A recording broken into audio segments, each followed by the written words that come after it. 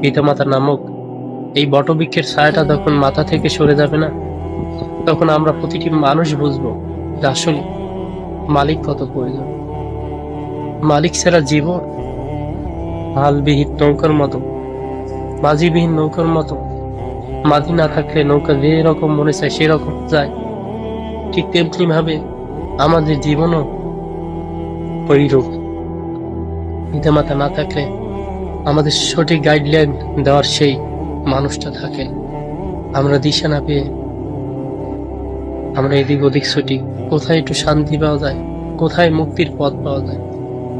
এজন্য বলি, যাদের পিতামাতা এখনো বেঁচে আছে তাদের সাথে খারাপ আচরণ করেন না, কারণ কোনো পিতামাতা কখনো ছেলের সর্বনাশ চায় না, খারাপ চায় না।